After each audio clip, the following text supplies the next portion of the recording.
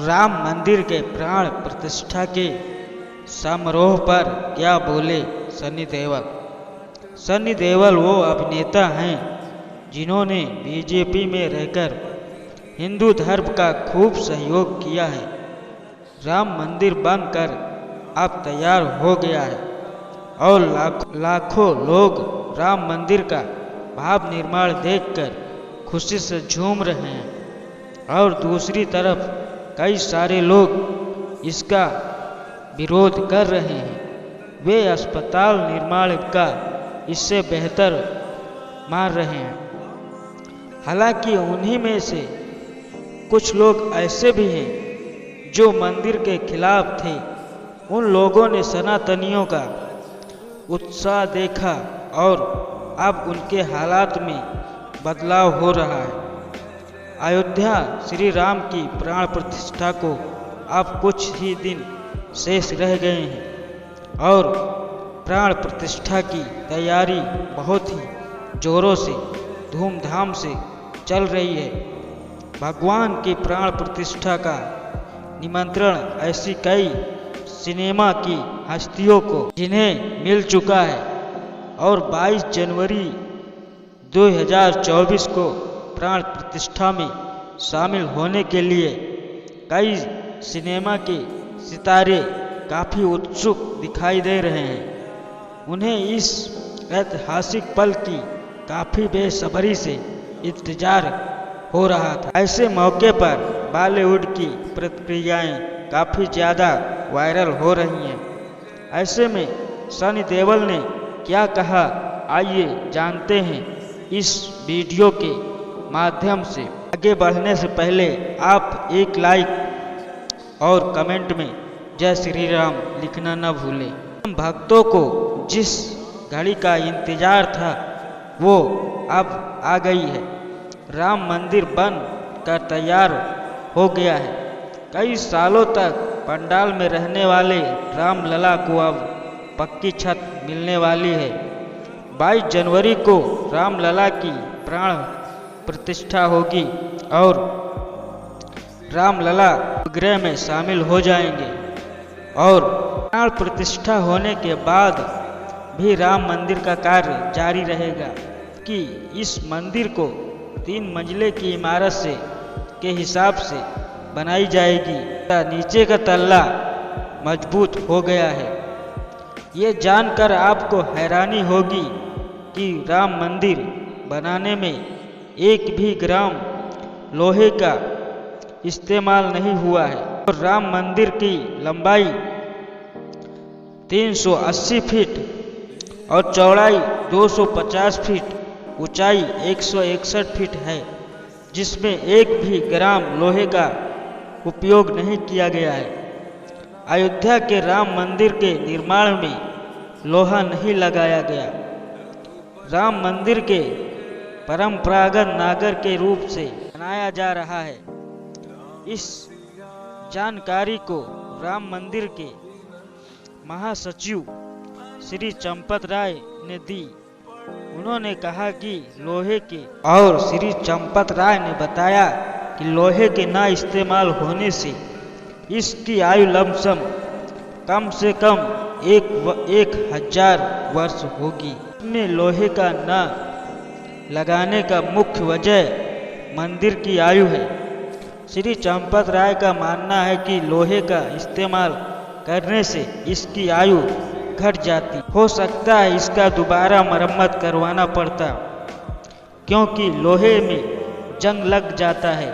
अगर इसमें लोहे को यूज किया जाता तो मंदिर की नींव कमज़ोर हो जाती और 1000 साल तक टिकना संभव नहीं हो पाता।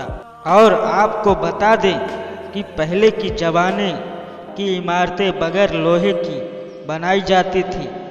यही वजह है कि हमारे आसपास कई वर्ष पुरानी इमारतों को देखा जा सकता है। 22 जनवरी का दिन इतिहास के पन्नों पर सुनहरे अक्षरों में लिखा जाएगा। ये पल सबके लिए खास होने वाला है।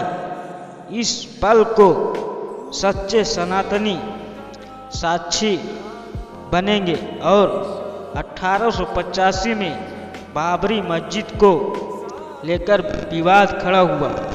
सन 1992 में इस मस्जिद को गिरा दिया गया।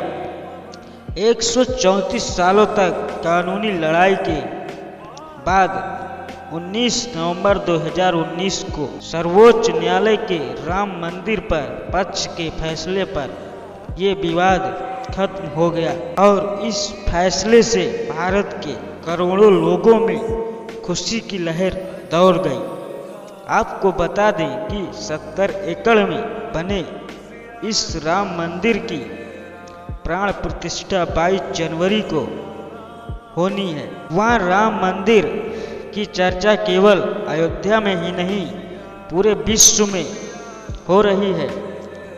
अब राम मंदिर की प्राण प्रतिष्ठा का कार्यक्रम बहुत ही तेजी से चल रहा है, जिसमें मुख्य अतिथि के रूप में देश के प्रधानमंत्री श्री नरेंद्र मोदी होंगे। अब नेता सन्नी देओल 22 जनवरी को प्राण प्रतिष्ठा समारोह में शामिल होंगे। उन्होंने कहा, मेरी श्री राम से यही प्रार्थना है कि मुझे मेरी आंखों को सारा तेज ग्रहण करने की शक्ति दे। मैं वर्षों से इस दिन का इंतजार कर रहा था।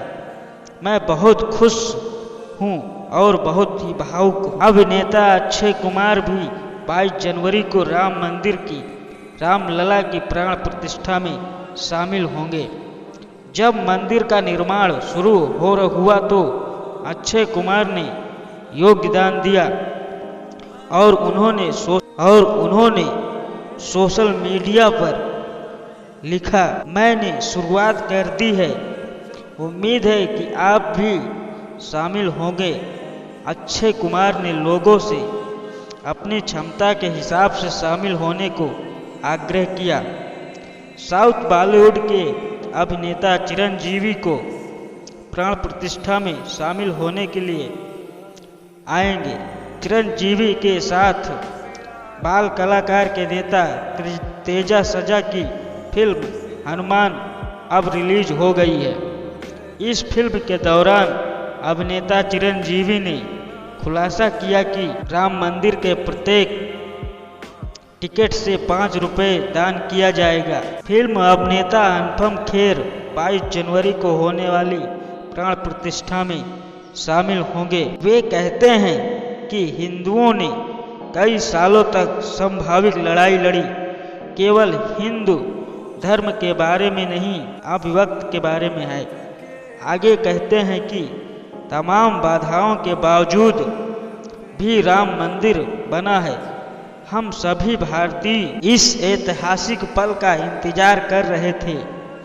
निर्माता BR के धारावाहिक महाभारत में भीष्म पितामह की भूमिका निभाने वाले मुकेश खन्ना श्री राम की प्राण प्रतिष्ठा में समारोह में शामिल होंगे। मुकेश खन्ना जी कहते हैं, अयोध्या में राम मंदिर का निर्माण पूरे भारत में गर्व की बात है।